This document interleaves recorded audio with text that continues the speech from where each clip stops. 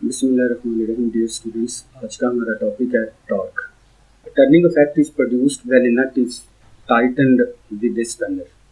जब आपने स्पैनर की मदद से या रेंच की मदद से किसी नट को कसना होता है तो आप उसके ऊपर टर्निंग इफेक्ट प्रोड्यूस करते हैं, यानी आप उसके एक एंड पर फोर्स लगाकर तो उसको घुमाते हैं और फोर्स से किसी चीज़ के घुमाने के असर को हम क्या कहते हैं? टॉर्क कहते हैं, टर्निंग इफेक्ट कहते हैं, मूवमेंट ऑफ द फोर्स कहते हैं। तो उससे आपका जो नट है वो स्पैनर की मदद से टाइट हो जाता है। इसी तरीके से अगर नट को खोलना हो तो नट को खोलने के लिए भी हम उसी तरह से ही टर्निंग इफेक्ट प्रोड्यूस करते हैं। अब turning effect increases when you pushed harder on the spanner. जब आप स्पैनर पर ज़्यादा जो है वो फोर्स लगाते हैं तो उससे टर्निंग इफेक्ट भी ज़्यादा प्रोड्यूस होता है। तो it also depends on the length of spanner, और ये जो टर्निंग इफेक्ट है ये स्पैनर की लेंथ पर भी डिपेंड करता है। The longer the length of the spanner greater the turning effect of N applied force. जितना उस स्पैनर की लंबाई ज़्यादा होगी उतना ज़्यादा ही उस स्पैनर के ज़रिए आप क्या पैदा कर सकते हैं? टर्निंग इफेक्ट प्रोड्यूस कर सकते हैं। ठीक हो गया? तो इसका मतलब है अगर आप ज़्यादा फोर्स से टर्निंग इफेक्ट प्रोड्यूस कर रहे हैं तो मूवमेंट या जो मूवमेंट ऑफ द फोर्स या जो टॉर्क है वो क्या होगा? ज़्यादा होगा। और इसके अलावा जो आपके पास स्पैनर की लेंथ है अगर वो भी ज़्यादा है तो लंबे स्पैनर पर आपके पास टर्निंग इफेक्ट क्या होता है? ज़्यादा प्रोड्यूस होता है। The turning effect of a force is called its movement और टॉर्क, यानी फोर्स से किसी चीज़ के घुमाने के असर को हम क्या कहते हैं? मूवमेंट कहते हैं या टॉर्क कहते हैं। Torque is defined as the product of force F and the perpendicular distance from its line of action to the pivot, which is the point O around which the body rotates। अब जो आपके पास torque है ये असल में force और perpendicular जो distance होता है उनकी जो प्रोडक्ट होती है उसको हम क्या कहते हैं? टॉर्क कहते हैं। और जरा देखें स्टूडेंट्स कि यहाँ पर अगर आपने यानी जो है वो नट को अगर आप टाइट कर रही हैं तो फोर्स आपको कैसे लगानी पड़ेगी? क्लॉकवाइज लगानी पड़ेगी। तो जैसे ही आप डाउनवर्ड फोर्स ऐसे लगाएंगे तो फोर्स आप नीचे की तरफ लगाएंगे जिससे इसके अंदर इस तरफ जो है वो रोटेशन प्रोड्यूस होगी। और फोर्स की ये पॉइंट ऑफ एप्लीकेशन है और ये इसका एक्सिस ऑफ रोटेशन है जहाँ पर नट लगा हुआ है। तो इस नट को खोलने के लिए ठीक है यहाँ पर जो आप फोर्स लगा रहे हैं, अब ये फोर्स और ये जो एक्सिस ऑफ रोटेशन है या पिवट पॉइंट है इसके दरमियान का ये जो परपेंडिकुलर डिस्टेंस होता है इसको हम क्या कहते हैं? मूवमेंट आर्म कहते हैं।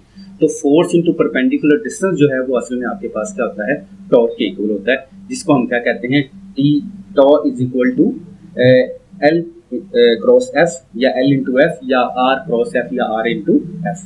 मतलब जो भी आपके पास मूवमेंट आर्म है, मतलब आप अगर उसको आर से रिप्रेजेंट कर रहे हैं तो आप आर से लिखेंगे, अगर आप उसको मूवमेंट आर्म को एल से रिप्रेजेंट कर रहे हैं तो आप उसको एल से लिखेंगे। तो torque is equal to L into F आपके पास क्या हो जाएगा?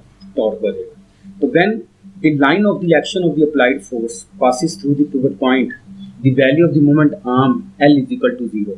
So in this case the torque is 0। अब जरा गौर करें, आपको क्योंकि टॉर्क जो है वो हमारे पास क्या होती है? क्रॉस प्रोडक्ट होती है। तो क्रॉस प्रोडक्ट में आपको पता है कि हमें दो वेक्टर्स कैसे लेने होते हैं? परपेंडिकुलर डायरेक्शन में लेने होते हैं। अब फोर्स अगर इस तरह से डाउनवर्ड लग रही है तो ये आप देख रहे हैं कि मोमेंट आर्म इस फोर्स के ऊपर क्या है? 90 के एंगल पर है, परपेंडिकुलर है। तो जितनी देर तक आपकी फोर्स जो है वो मोमेंट आर्म के ऊपर परपेंडिकुलर या मोमेंट आर्म फोर्स के ऊपर परपेंडिकुलर नहीं होगा उतनी देर तक आप स्पैनर की मदद से इसके अंदर रोटेशन प्रोड्यूस नहीं कर सकते। अब इसी तरह से अगर आप ऐसे मतलब फोर्स अगर आप यहाँ पर लगा रहे हैं और फोर्स परपेंडिकुलर लगाने की बजाय आप उसको इस डायरेक्शन में लगा देंगे, ठीक है ना, यानी इस डायरेक्शन में लगा देंगे तो फोर्स जो है वो आपकी मोमेंट आर्म के अगर हम पैरेलल करते हैं, फोर्स जो है वो मोमेंट आर्म की इस तरह से पैरेलल करने पर उससे क्या होगा कि अब जो फोर्स है वो आपकी पिवट पॉइंट के अंदर से पास कर रही होगी स्ट्रेट लाइन में। तो इसका मतलब है कि फिर वो दोनों चीज़ें आपस में क्या हो जाएंगी? पैरेलल। तो आप पता है कि जो क्रॉस प्रोडक्ट उसमें साइन आता है, तो अब जब दो वेक्टर्स आपस में पैरेलल हो जाते हैं तो वो एंगल 0 बनता है। तो इसका मतलब आप लिखेंगे torque is equal to R F sine theta. तो थीटा आपके पास क्या हो जाएगा? 0। तो साइन 0 क्या होता है? 0। तो आपका टॉर्क क्या हो जाएगा? 0 हो जाएगा। इसलिए वो कहता है कि इसके ऊपर जो मोमेंट आर्म है वो आपके पास क्या हो जाएगा? वो 0 है, और इसका मतलब जो टॉर्क है वो भी आपका 0 है। टॉर्क को एक्सप्लेन करने के लिए यहाँ पर हमारे पास एक रिजिड बॉडी है और इस रिजिड बॉडी का ये आपके पास क्या है, ओरिजिन है। ठीक हो गया। हम कहते हैं इस रिजिड बॉडी पर इस जगह पर फोर्स लग रही है इस डायरेक्शन में, तो इसका मतलब है कि जिस जगह पर फोर्स लग रही है वो आपके पास, जिस पॉइंट पर फोर्स लग रही है वो पॉइंट आपका क्या है, पी। तो इस पी पॉइंट से यहाँ ओरिजिन तक का जो आपके पास डिस्टेंस है वो आपके पास क्या है, मोमेंट आर्म, यानी ये पोजीशन वेक्टर है यहाँ पर। तो ये जो पोजीशन वेक्टर है, पोजीशन वेक्टर में आपको पता है कि जो पोजीशन वेक्टर की जो टेल होती है वो ओरिजिन पे होती है, और जो उसका एरो होता है वो उस पॉइंट पर होता है जिस पॉइंट पर आप फोर्स लगा रही हैं। तो इसका मतलब है ये आपका पोजीशन वेक्टर हो गया, और ये आपके पास उस पॉइंट पर लगने वाली आपकी क्या है, फोर्स है। अब अगर इस रिजिड बॉडी में हमने रोटेशन प्रोड्यूस करनी है, जो है वो जो टॉर्क है वो कैसे प्रोड्यूस होगा, तो हम यहाँ पर अभी फोर्स को दो कंपोनेंट्स में डिवाइड कर रहे हैं। तो आप देख रहे हैं कि यहाँ पर ये आपके पास फोर्स का ये वाला जो कंपोनेंट है वो आपके पास उसका वर्टिकल कंपोनेंट है, जिसको हमने कहा है एफ साइन थीटा, और ये जो आपके पास फोर्स का कंपोनेंट है, ठीक है कि नहीं, मतलब इस डायरेक्शन में अलोंग द एक्स एक्सिस, तो इसके ये पैरेलल है, तो इसका मतलब ये इसका क्या है, हॉरिजॉन्टल कंपोनेंट है। तो ये फोर्स का जो कंपोनेंट है ये क्या बन जाएगा, एफ कॉस ऑफ थीटा बन जाएगा। तो हमें ये पता है कि जो हमारे पास टॉर्क है वो असल में फोर्स इंटू क्या होता है, परपेंडिकुलर डिस्टेंस होता है। ठीक हो क्या कि नहीं। अब जरा गौर करें तो ये आपके पास फोर्स जो है वो एफ साइन थीटा यानी परपेंडिकुलर, ये आपके पास, और ये आपके पास क्या है, मोमेंट आर्म आर है। तो इन दोनों के दरमियान यानी एफ साइन थीटा और आर जो ये असल में इनके दरमियान जो एंगल है वो कितने का बन रहा है, 90 डिग्री का बन रहा है। तो स्टूडेंट्स आप देखें कि यहाँ पर फोर्स का परपेंडिकुलर कंपोनेंट है एफ साइन थीटा, और ये आपके पास फोर्स का परपेंडिकुलर कंपोनेंट, और ये आपके पास क्या है, पोजीशन वेक्टर। तो अगर आप ये देखें तो इन दोनों के दरमियान जो एंगल बन रहा है वो 90 का एंगल बन रहा है। इसका मतलब यहाँ पर जो टॉर्क प्रोड्यूस होगा वो हमारे पास फोर्स के वर्टिकल कंपोनेंट और पोजीशन वेक्टर के की प्रोडक्ट की वजह से हमारे पास जो है वो होगा, जिसको हम क्या लिखेंगे, torque is equal to R F sine of theta.